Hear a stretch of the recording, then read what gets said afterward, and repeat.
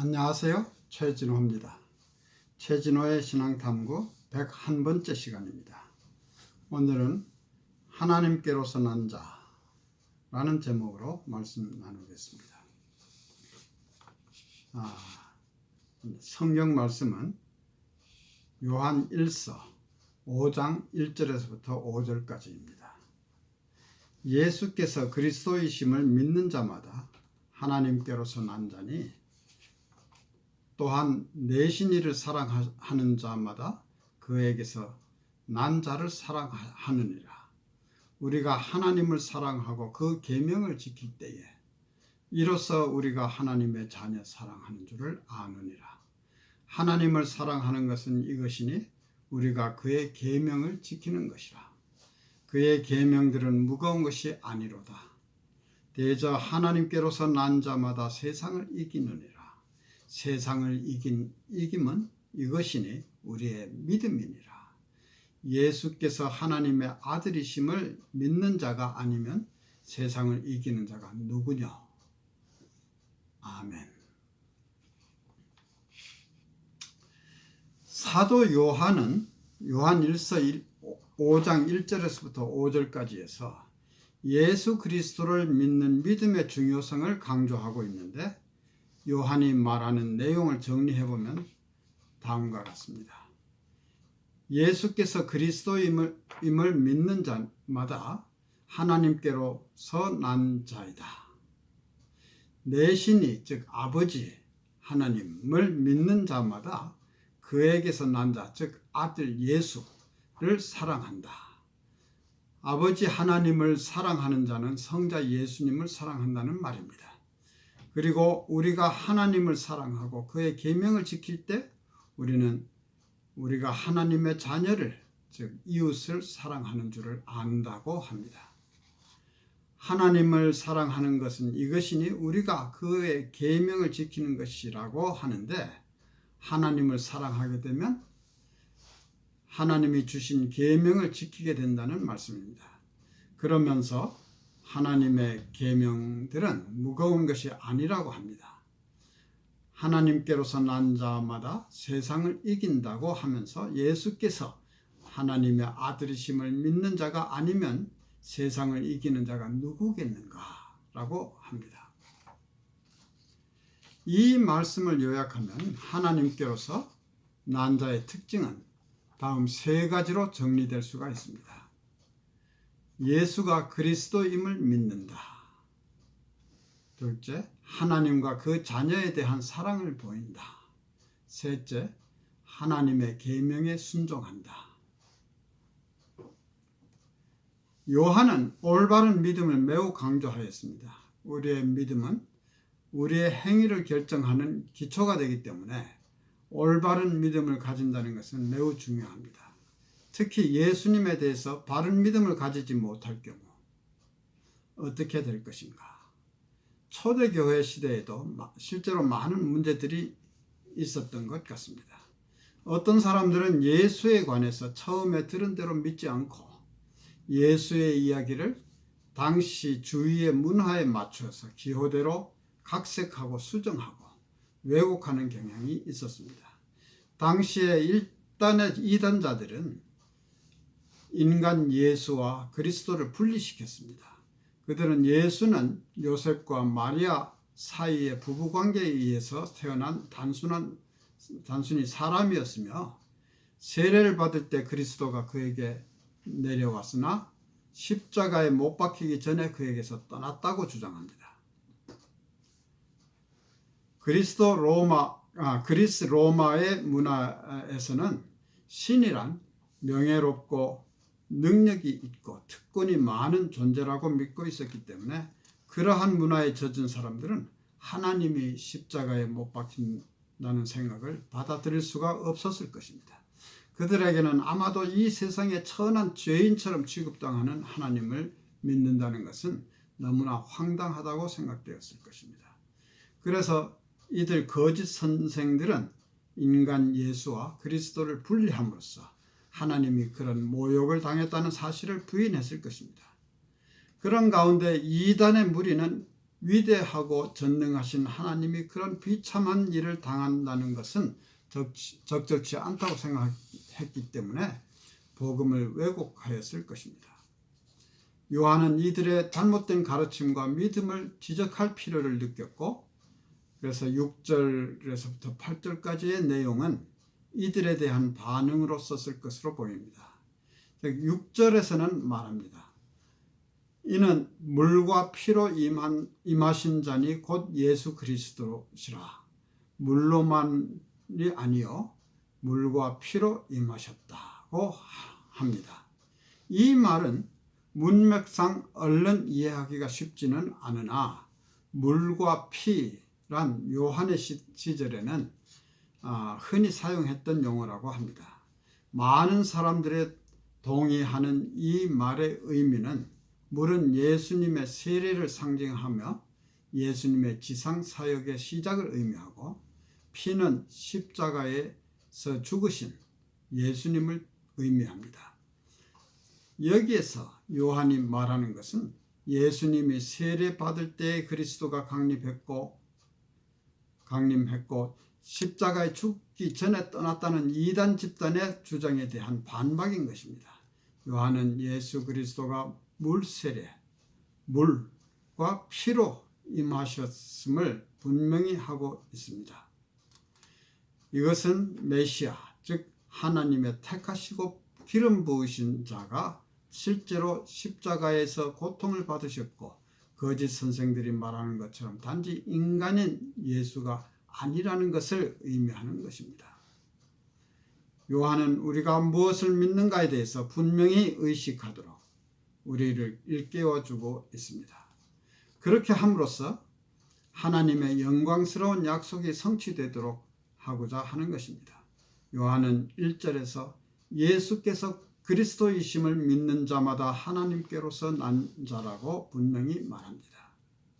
우리는 예수 그리스도께서 십자가에서 죽으시고 다시 살아나심으로써 우리를 우리의 죄로부터 구원하시기 위해서 오셨다는 것을 믿을 때 우리는 하나님의 가족이 되고 그분의 자녀가 되는 것입니다. 예수 그리스도에 대해서 올바른 믿음과 확신은 하나님께로서 난 자가 되는 필수적인 요건입니다. 하나님께서 난 자로서의 두 번째 필수 요건은 사랑입니다. 요한은 1절 후반에서부터 2절까지 해서 다음과 같이 말합니다. 내 신이 즉 아버지를 사랑하는 자마다 그에게서 난 자, 자녀를 사랑하느니라. 우리가 하나님을 사랑하고 그의 계명을 지킬 때에 이로써 우리가 하나님의 자녀 사랑하는 줄을 아느니라.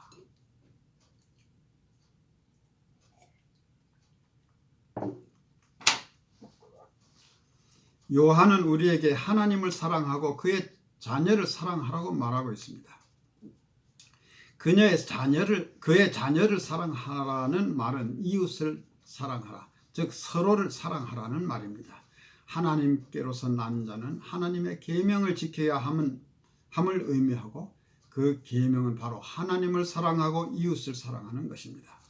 누군가를 사랑한다는 것은 자기 희생적으로 나의 모든 것, 나의 시간, 나의 가진 것, 나의 자원을 나누어 주는 것입니다. 우리가 하고 싶은 것 다 하고 나서 남은 것을 나눠주는 것이 아니고 우리가 가진 가장 좋은 것을 남에게 나눠주는 것입니다. 물질을 나누는 것만이 아니고 사랑이란 필요한 때 필요한 사람과 함께 있어주는 것을 포함하며 우리의 시간을 하나님께 맡기는 것입니다. 우리가 예수님의 제자로서 사람들과의 관계를 형성하는 데에는 때로는 많은 시간과 투자를 요합니다. 요즘은 바쁜 도시 생활에서 새로운 사람들과의 관계를 유지하기 위한 시간이 부족할 수 있습니다. 우리 삶에서 여유를 가지고 이러한 시간을 내는 것은 사랑의 표현입니다. 하나님께서 나의 시간을 관리해 주시도록 맡기고 그분이 나와 내 주위의 사람들을 위해서 가지고 계시는 계획을 위해서 나의 시간을 바칠 수 있도록 기도해야 되겠습니다. 사랑은 하나님께로서 난 자의 필수 요건의 하나입니다. 이것은 진정한 기독교인 공동체의 특징이며 다른 사람들은 우리의 사는 모습, 즉 아낌없는 사랑과 관용에서 세상 사람들과의 차이를 발견할 수 있어야 합니다. 요한일서 4장 19절에서 우리가 사랑함은 그가 즉 하나님이 먼저 우리를 사랑하셨음이라고 하였습니다. 사랑이신 하나님이 우리를 이 세상에 태어나게 하셨으므로 우리도 그와 같은 사랑을 하는 것이 마땅합니다. 하나님께로서 난 자의 세 번째 필수 요건은 순종입니다. 우리는 하나님을 사랑하고 다른 신을 섬기지 말라, 내 이웃을 사랑하라 등의 하나님께서 주신 계명대로 살도록 부르심을 받았습니다. 그렇다고 해서 하나님께로서 난 자는 엄격한 율법에만 얽매이라는 뜻은 아닙니다. 바리새인들처럼 율법주의에 빠져서는 안 됩니다. 율법주의는 생명을 주지 못합니다. 하나님은 사실은 우리의 유익을 위해서 율법을 주신 것이지 우리를 얽매이게 하려고 주신 것이 아닙니다. 그것을 이해하지 못하고 율법을 문자적으로 따른다면 율법은 오히려 우리에게 부담만 될 것입니다. 하나님께로서 난 자의 삶은 자유로운 삶입니다. 요한 1서 5장 3절에서부터 5절까지에서는 다음과 같이 말하고 있습니다. 하나님을 사랑하는 것은 이것이니 우리가 그의 계명들을 지키는 것이라. 그의 계명들은 무거운 것이 아니로다. 대저 하나님께로서 난 자마다 세상을 이기느니라. 세상을 이김은 이것이니 우리의 믿음이니라. 예수께서 하나님의 아들이심을 믿는 자가 아니면 세상을 이기는 자가 누구뇨? 라고 반문합니다. 그러면 우리는 어떻게 자유를 얻는가? 3절에서 그의 계명들은 무거운 것이 아니라고 하였습니다. 우리가 예수를 믿고 거듭나면 하나님께로서 난 자이면 계명은 무거운 것이 아니라는 말입니다. 하나님께로서 난 자의 정체성의 하나는 성령께서 우리 안에 계신다는 것입니다. 요한 1서 4장 13절에서 그의 성령을 우리에게 주심으로 우리가 그 안에 거하고 우리가 그 안에 그가 우리 안에 거하시는 줄을 우리가 아느니라고 합니다. 내가 성령 안에, 성령이 내 안에 거한다는 것은 성령과 내가 일체가 된다는 말입니다. 그리고 요한일서 5장 7절에서는 증거하는 이는 성령이시니 성령은 진리니라고 합니다. 이러한 성령께서 우리 안에 거하시면 그의 계명들은 무거운 것이 아니라는 말씀입니다. 성령이 증거하는 진실은 예수가 우리를 구원하시는 그리스도라는 사실입니다. 여기에서 닭이 먼저냐 달걀이 먼저냐 하는 논란이 일어날 수 있습니다. 우리가 예수를 믿으면 성령이 우리 안에 오시는 것인가? 아니면 성령께서 우리가 예수를 믿게 하는가? 성령이 오셔서 우리가 예수를 믿게 되는 것인가? 하는 것이죠. 그러나 이것 때문에 고민할 필요는 없습니다. 둘 다 옳다고 생각할 수 있습니다. 분명한 것은 하나님을 사랑하고 이웃을 사랑하라는 계명은 성령이 우리 안에 거하실 때에는 무거운 것이 아니라는 것입니다. 성령께서 우리에게 그렇게 살 수 있도록 능력을 주시는 것입니다. 성령께서 우리에게 예수님의 본을 받아 하나님의 계명에 순종하는 삶을 사는 능력을 주십니다. 남을 위한 희생적인 삶, 스스로 낮아지는 삶, 관용적인 삶, 아낌없는 사랑. 우리는 성령 안에서 이러한 자유를 누릴 수 있고 그러할 때 우리는 이 세상의 압력을 이길 수 있는 것입니다. 우리는 하나님의 계명에 순종하도록 부르심을 받았습니다. 성령께서 능력 주심으로 우리는 그렇게 할 수 있습니다. 우리가 성령 안에 살 때 우리는 하나님 하나님께로서 난 자임을 알 수 있습니다. 하나님께로서 난 자의 의미는 과연 무엇이며 그러한 사람은 어떻게 세상을 극복하는가? 우리는 올바른 믿음, 사랑, 그리고 순종이 하나님께로서 난 자의 필수 요건이라고 하였습니다. 그런데 이 중 어느 것이 다른 것보다 더 중요하다거나 우선한다고 말할 수는 없습니다. 이 세 가지는 항상 공존하며 균형을 이루어야 하는 것입니다. 그런데 우리가 순종하거나 사랑의 삶을 살기 전에 하나님께로서 난 자라는 느낌을 받을 때까지는 그냥 앉아서 기다려야 하는가? 어느 주석가는 우리가 하나님의 자녀라는 느낌이 없거나 우리 안에 성령의 거하심을 느끼지 못하더라도 순종하는 행동을 하는 것이 필요하다고 합니다. 유명한 설교자인 C.S. 루이스도 당신이 이웃을 사랑하는가를 염려하면서 시간을 낭비하지 말라. 비록 확신이 없다고 하더라도 사랑하는 것처럼 행동하라. 그러면 사랑하게 될 것이다. 라고 하였습니다. 우리는 바른 믿음, 사랑, 순종 가운데 올바른 균형을 갖도록 인도해 주실 것을 성령님께 요청할 필요가 있습니다. 그렇게 함으로써 우리는 자유의 새 생명을 얻게 될 것입니다. 우리가 그리스도를 닮아갈수록 이 세상적인 가치는 우리의 우선순위에서 멀어져 갈 것입니다. 그럴 때 우리는 세상을 이기는 것입니다.